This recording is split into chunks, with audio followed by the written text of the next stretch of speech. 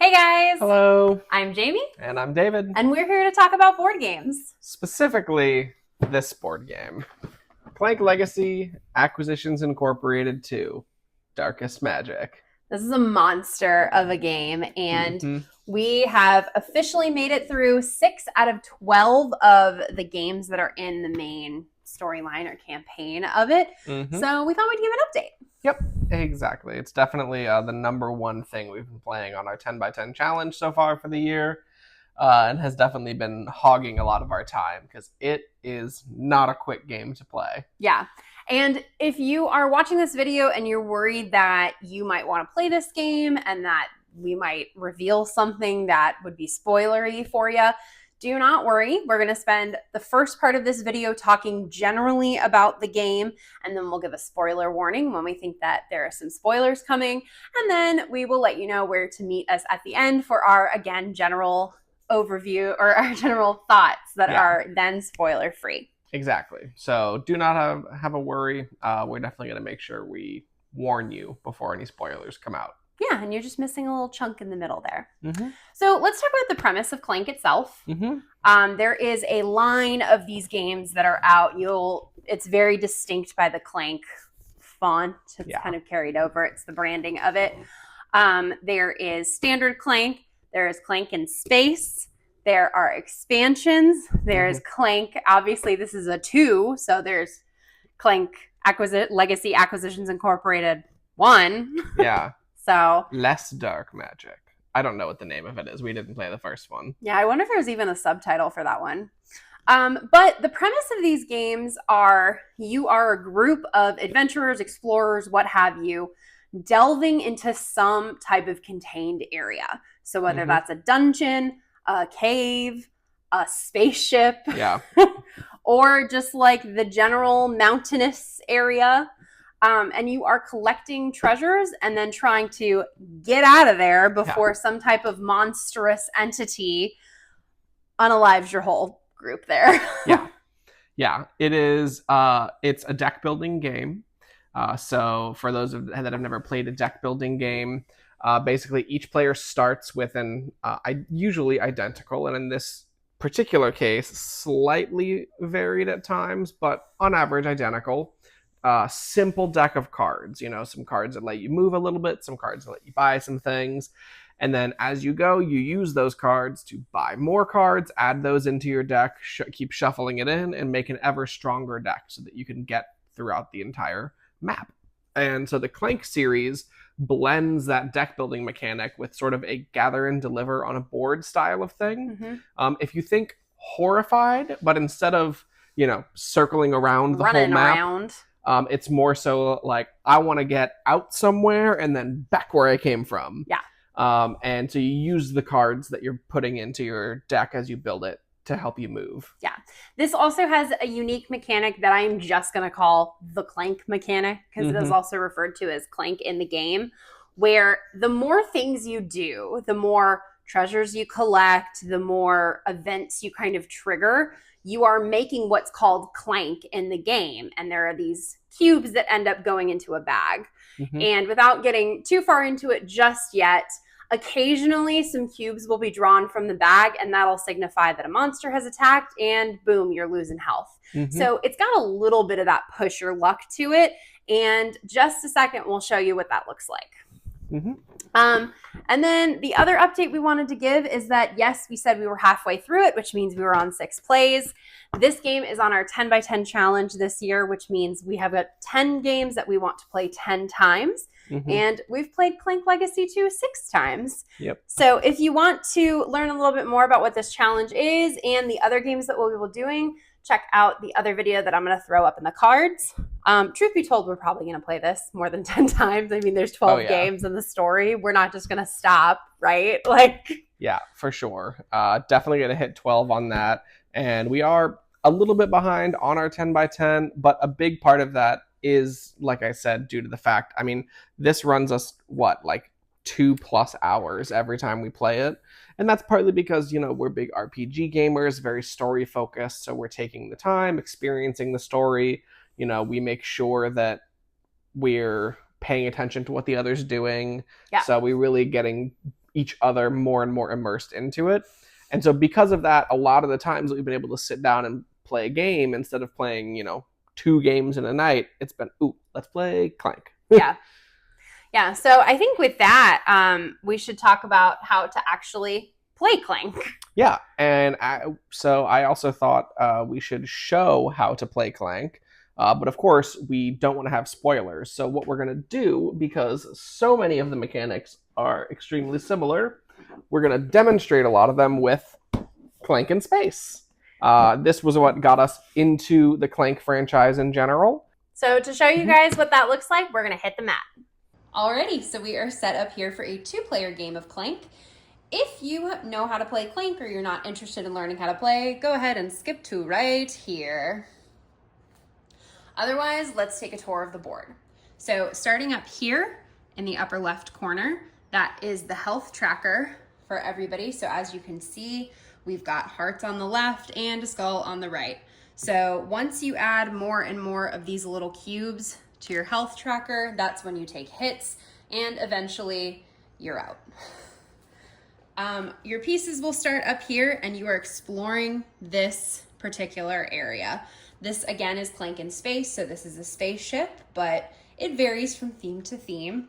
You've got these little question mark tokens all around. These are different secrets you can pick up for player powers or victory points, but ultimately you are trying to make your way all the way down here to these little hexagons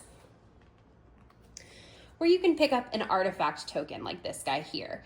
And you can see he's worth 10 points. So these are all different point values, and you really want to get to the higher point values, but sometimes those are harder to actually achieve. Other than that, up top, we've got a pile of credits, which are different variations of money.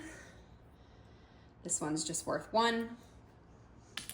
And then to the right of that, we have the item market. So when you are on a market space, you can use that money that I just showed in order to buy certain things. It costs 7 monies. That's why there is a 7 in the upper left-hand corner. So a couple other things about Clank before we kind of get into the cards. On every version of Clank, there are certain spaces. In Clank in Space, it's these ones that have this red outline, but there are spots that stop you from moving as you get into them.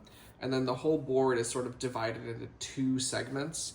It might not be able to tell, there's this sort of bluish outline right here in kind of the area where we start, and then past that is called the danger zone. So if you ever die out in the danger zone, you get no points. If you make it back over to this way, your co-conspirators can carry you out to safety, and you can still get some points for the game. Now, this is a deck building card game, so of course there's cards all throughout. This row right here are sort of the standard cards that are always available. So we've got something that's just worth some points, something that gives, this blue symbol is called skill, which is how you purchase new cards. And then it has 2 swords, which is how you fight things. And then there's also this card that has 2 skill and then a boot. Each point of boot is kind of how you move across the board. And then this is just like a basic enemy that is just available, something that you can spend excess swords on to get a little bit of money. And it's not a good rate, but if there's nothing else to do with it, it's always there. Now there's always this adventure row, and I'm going to talk about a couple different aspects of all the cards. So every card has its cost in the bottom right. It's got a name, a point value, some of them will have for endgame scoring, different resources that it can give you, and then of course an effect. Some effects like this one references prisoners. Certain cards have different card types like this as well that can be referenced by other things. And then you'll also see on cards abilities like this that say acquire. So when you purchase this, you do that acquire thing. So if, for instance, I had, say, these cards for my turn, so every turn you play all your cards and you do all of them.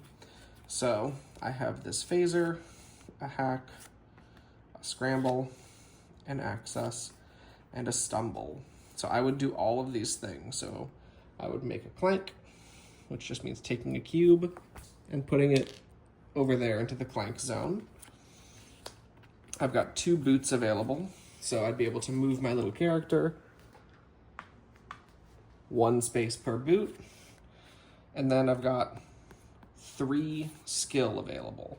So I could buy something such as this space skunk. Let's buy that. And then I have these 2 swords, so I could use one to defeat this iPod. I would defeat it. Enemies don't go to your deck, they just get destroyed, set to a discard pile.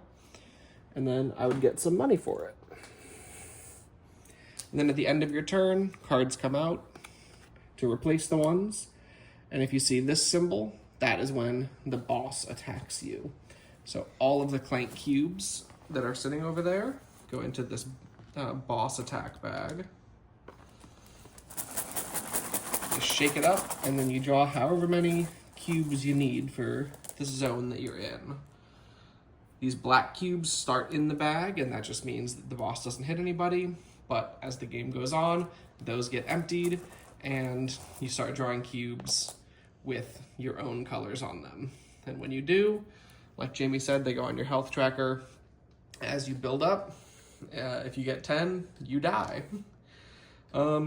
That's mostly it. There are definitely mechanics in Clank and Space that we haven't spoken about, but we're just using this as sort of a spoiler-free stand-in to give you just an idea over the general mechanics of Clank Legacy. It's a really, really good game. It plays very well as a deck builder, and all of the sort of map movement mechanics are very well done. Yeah, if you want to see us play it, drop something in the comments. We might at some point do a playthrough of it. But other than that, let's head back to the games. And welcome back.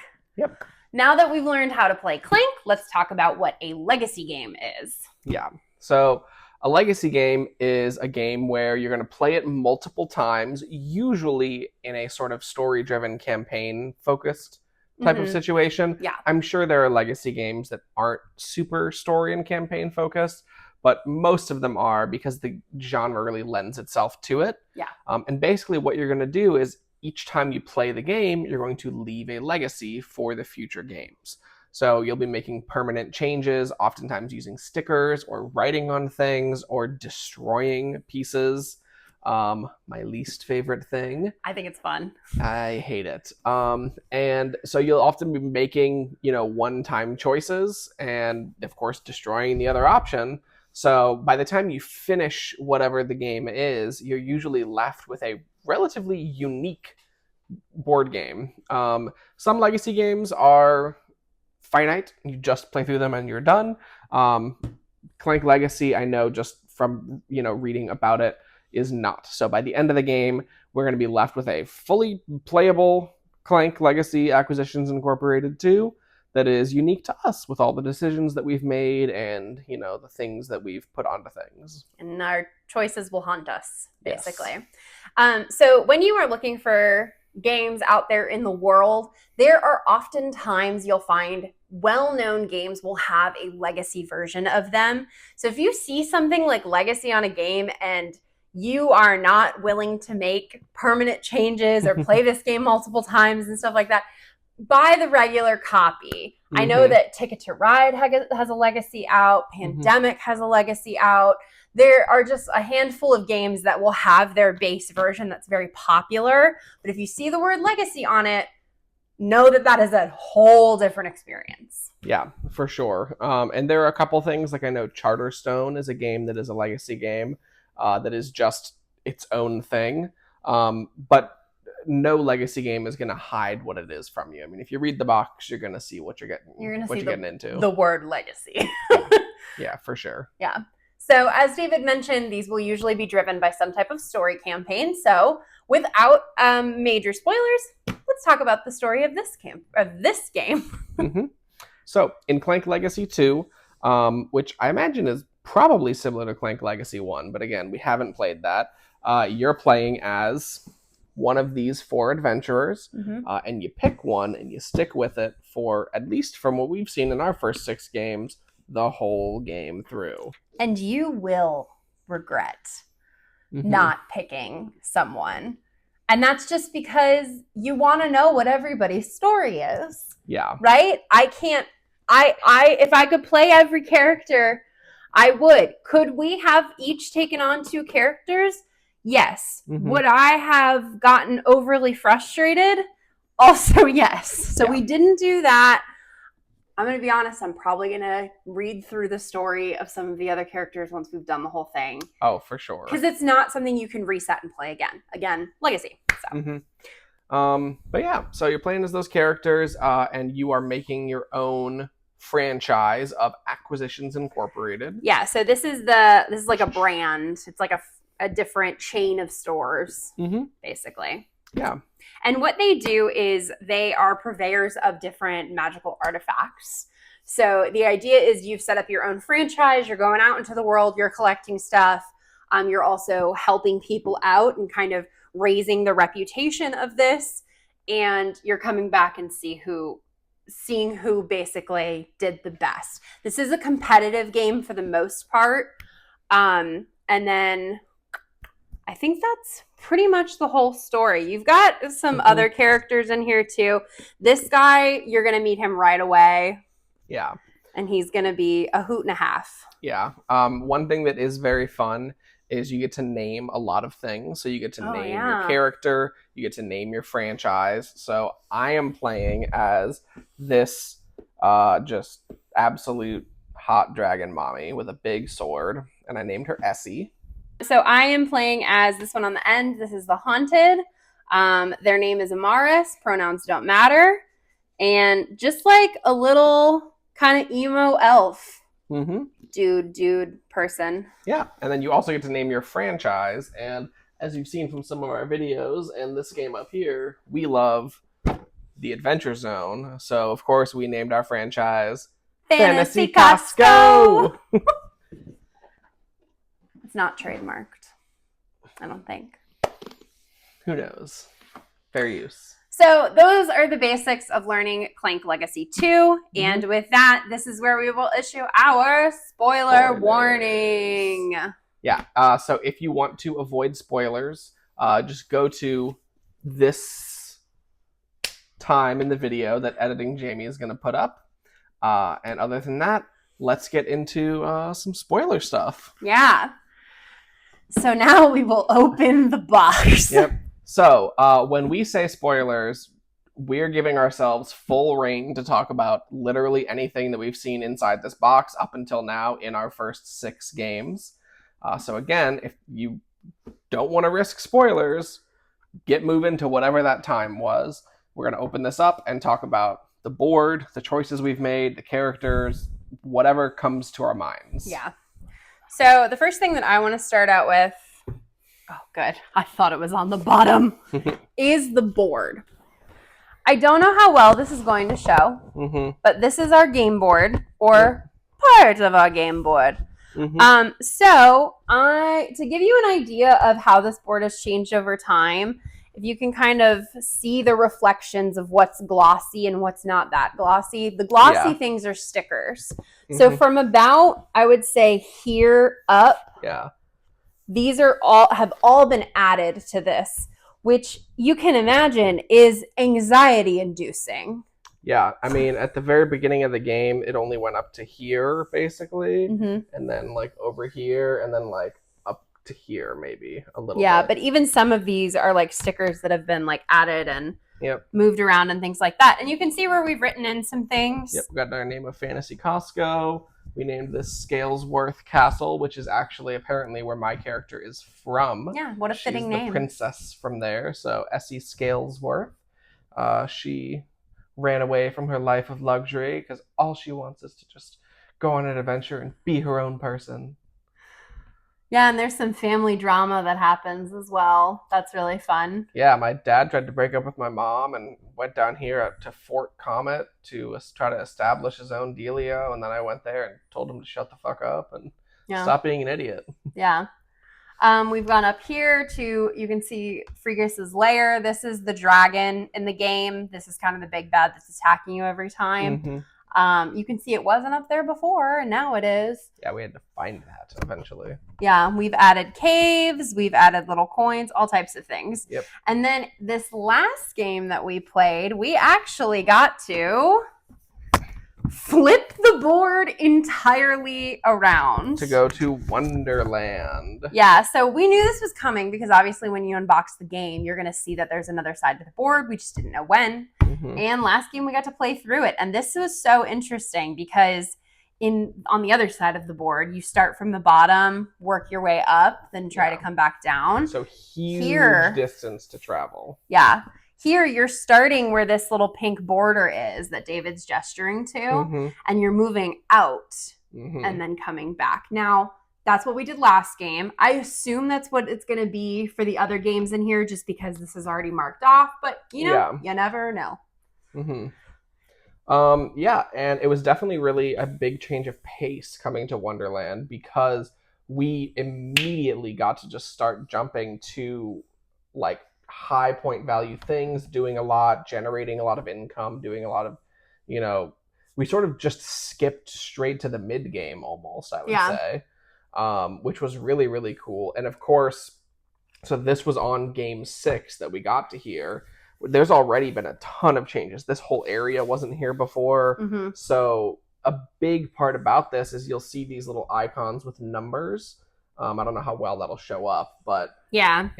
So I'll put another picture up here to kind of zoom in. It'll look like a storybook with a number, and this is actually probably my favorite thing in the game. Is when you land on an area that's got one of these numbers, you go into this book that's in the game box that has a passage that says like what is happening story-wise, and then it'll give you a checklist of what to do in the game. So like sometimes you encounter some type of like wise person that tells you about a path up north, and so now you've unlocked that. Or they'll tell you to go and get something and go help this town, so all of a sudden you'll put a quest marker somewhere else on the board so you can pick something up and go somewhere else. It's just a really fun moment. Whenever these are on the board, these are usually some of the first things I sprint for. Yeah, same. Because it's just something where okay, here's going to be something cool and new. Yeah. And just every time exciting for sure. Yeah. And talking about stories actually leads me to the next thing I want to talk about, which are characters. Yep. I know that you've talked a little bit about your character. And those are actually supported by these character books. So throughout the whole game, you'll be reading different passages from these books. I'll just open up the middle of this one. So you can see like there's something going on in the story, and then there's something I'm going to have to do. This is my character. And then on the back, you're also tracking the moments, the big moments that are happening in this character's story. And sometimes, depending on what you did, you'll put one milestone sticker on here, and sometimes you'll put another one.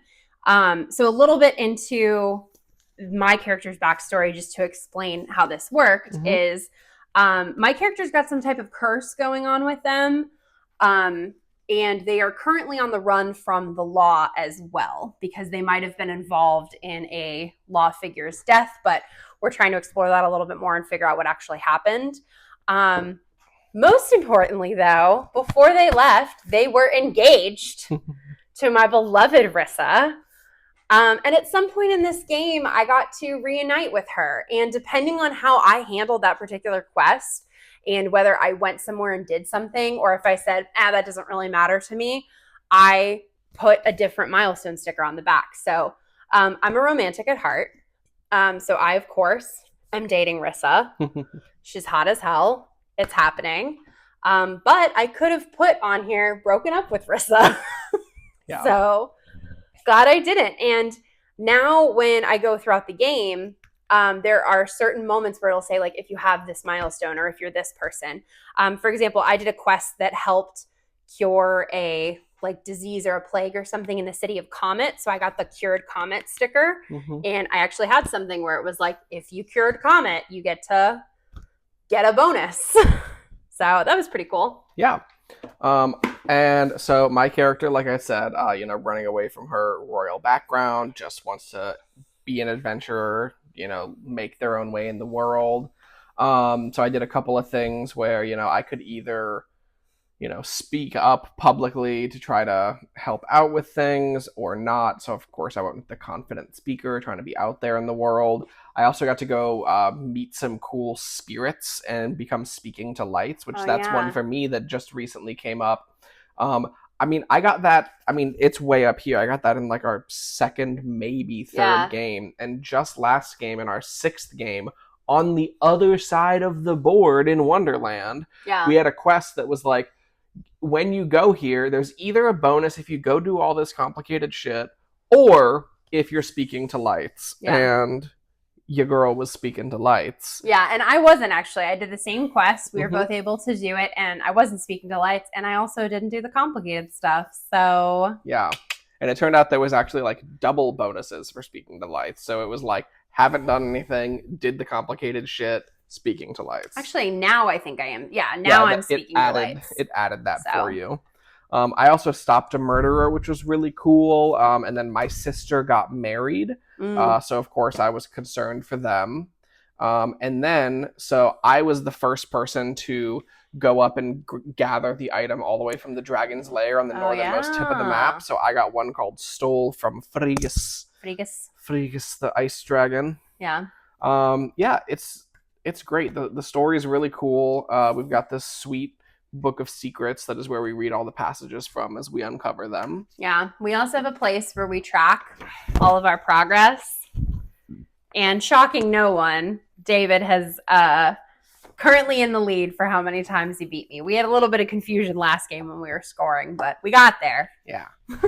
And then there's these big token and sticker sheet things. So this is full of like dozens of big sheets full of stickers that you just, it'll say, from sticker sheet Q, place a sticker to do whatever. And it's just the coolest shit. So one of the things you can do with the stickers, you can actually add them to these cards. And this is actually Rissa. That's my girlfriend. So that's why she has my mark on here. I'm playing blue. And you have little discs that you can put on your mini to remind you what color you are.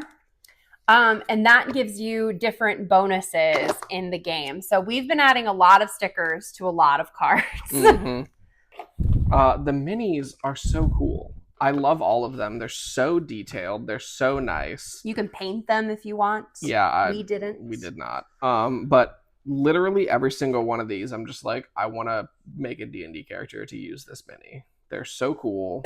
They're a hell of a lot of fun. Yeah. There's just so many different little tokens and things all throughout. There's also this thing called the filing cabinet, which is just basically a spot where you put cards that aren't destroyed, but at the moment they're gone. One of the other things I wanted to point out on the cards too is there is a scratch off area on these. You'll see the silver big block.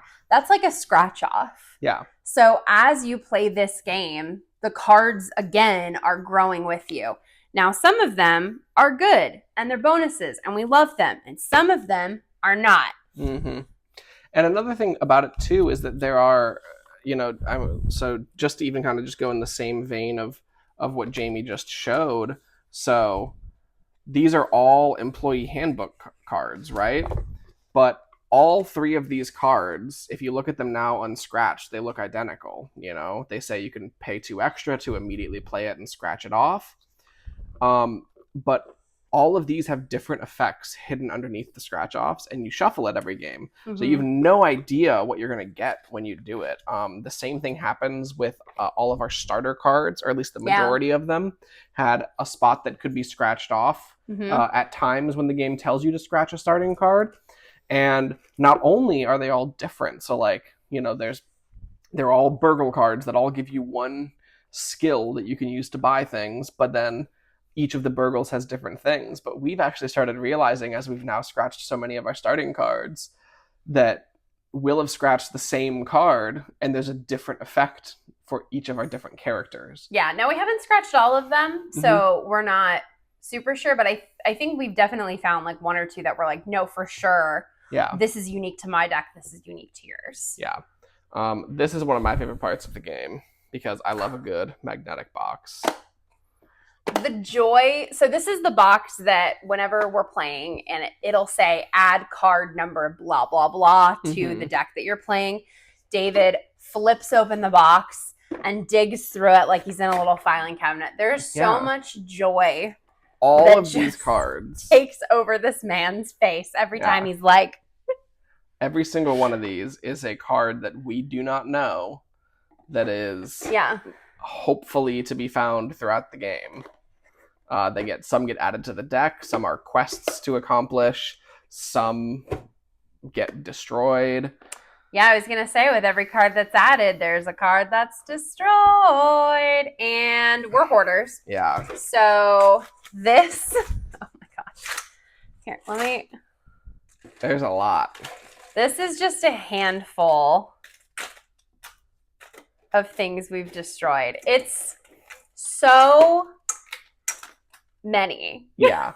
And there's going to be more, because I fully plan on saving all of them throughout the entirety of our playing. Yeah, we really want to do a final thing where we show how many cards we've actually torn up. A little piece of David's soul flitters away every time it happens. Yeah, I hate it. Yeah, I add a little bit of fire to mine. Probably the most, even more heartbreaking, I think, than destroying a card is something that happened 2 games ago. I had been noticing something every single game since the very first game and wondering, when is this going to come into play? When is this going to come into play? And it was these 9 clear card sleeves stuck to the inside of the lid of the box. Yeah, you'll notice they're not all of them are empty anymore. Nope. So these 5 companions got frozen by Fregus the Dragon in the first cooperative battle that we did. That's what he looks like. And so these were not destroyed, but at least semi-permanently removed from the game. Yeah, and there was something that could happen in that game where we could save a card. Mm-hmm. And there's also something that could happen in the game where we pull the card out and destroy it. Yeah. So that was heartbreaking for me to be like, what's this going to be? What's this going to be? For 4 straight games, and then on the 5th game it was like, oh, it sucks. Oh, it's actually a form of torture. Yeah. Oh, geez. Cool. And so they did it so well too, because that was all companion cards, and very naturally we both kind of realized that companions were quite powerful. Mm-hmm. A lot of things had to do with the number of companions that you had. Mm-hmm. And then the game said, cool, we're going to eat several of your best companions.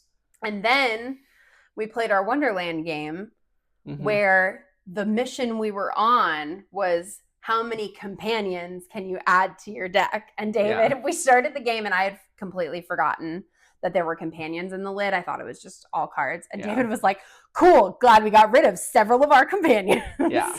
So that was definitely a time. Yeah. Now, as far as what do we think is going to happen next? You know, what are our theories for the rest of the story here? Yeah. So looking at this game chart, you kind of spoil it for yourself. We know that the next couple games are going to be in Wonderland, and then we're back in the other side of the map in North Rim. Yeah. So let's talk about this guy here on the lid of the box who I mentioned earlier. This is Jim Dark Magic. This was kind of like our boss when we started out. Yeah. And then he got transported to Wonderland. And now we find out he's the king of Wonderland. Mm-hmm. Well, he purposefully went to Wonderland. Oh, yeah, because he had a book. Yeah, he got the Glaceonomicon. So he's definitely got a little bit of like megalomania energy going on right now. Mm-hmm. And I don't know if he's going to eventually become the big bad or not. I don't think he is, because the like CEO of Acquisitions Incorporated. Yeah. What's his name? Omen. Yeah. Something. Omen Dran or something. Yeah. So he talks about how like he's known Jim for years, and he thinks that Fregus purposefully was like, oh, let me just leave my Glaceonomicon unprotected, because he wanted us to steal it, knowing that Jim would get all tempted and use it to go to Wonderland. Yeah. And so, at least, you know, my theory based on that is I think that we're basically going to find Jim in Wonderland, and I think we're going to kick his ass and knock some sense into him. Yeah. And then we're going to come back using the Glaceonomicon, and then try to defeat Fregus by the end of it. Yeah. So what do you think is going to happen in your character's story? Because there's also that like personal storyline going on every time. Yeah, so the biggest cliffhanger for me is so we're fighting this big battle in Northrym, and just before the big battle in Northrym, or maybe it was during it, my sister decided she wanted to enlist in the army, Oh and yeah. I think did I buy her good gear or give her some training or something? No, you chose not to spend your money. You chose to throw her a party. Okay, That's why it says concerned on there. well, okay, it's not that I chose to. We were dying so quick in this battle, y'all. Fregus was kicking our asses, and so much was going down. And I was like, listen, I can only complete this quest in this game, and I don't have a lot of time in this game to fuck around and hope that I get all the right cards in the right order to be able to do the thing that I want. Or you might find out. Yeah, so I took the option that I had to complete my quest in some way. Secret option C. Yeah, so I'm definitely concerned, like, when we get back to Northrym, I'm hoping that my sister is still alive. Yeah. And I'm really worried that she's not gonna be because I wasn't able to, like, train her or buy her nice gear or something. Yeah, I don't think it's going to be that cut and dry because I think there's like 4 things that you had to choose from, Mm-hmm. and only one of them was the armor. So I feel like there's 2 good and 2 bad. And I don't remember what the other ones were, but I remember thinking, okay, if you do that, this chick's gonna die. Mm-hmm. So I think you'll be okay, but you may have to do something. Like you may have to go rescue her or Yeah. something like that. Which I absolutely will. Yeah. How about you? What do you think for your story? Yeah. So I know that I've been kind of like on the lam after this whole thing happened with this law figure, and I still got this curse going on. Now, I know like game 2 or 3, we met the witch that put the curse on me. Mm-hmm. But I don't remember if she said there's no cure or it's not really a curse by her or something along those lines. So something's got to happen there.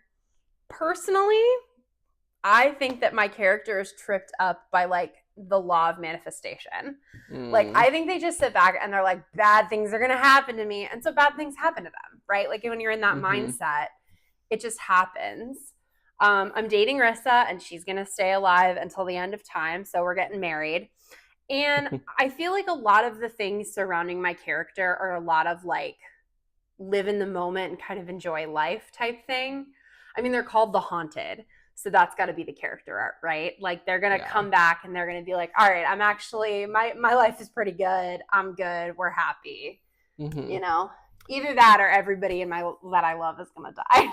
Yeah, hopefully not that. Yeah. I do think there's a decent shot that like when we get back to Northrym, because I think we're going to go back through the same portal that we left from. So I think that our next game back in Northrym, I think we're going to start way up in the north. And have to make our way down? Well, I think we're going to have to make our way up and then down, because I think that all of our loved ones are going to be captured by Fregus in his lair. So I think we're going to have to go up, snag Rissa and Nayla, and then book it back to Fantasy Costco. Yeah, that's probably a good point. Mm-hmm. I know that there are probably going to be more twists and turns and side quests and things that'll be really fun, but I'm just having a great time. Yeah, for sure. I think so far, honestly, my like one gripe is that I kind of wish that there had just been like just a big ass sticker covering Wonderland.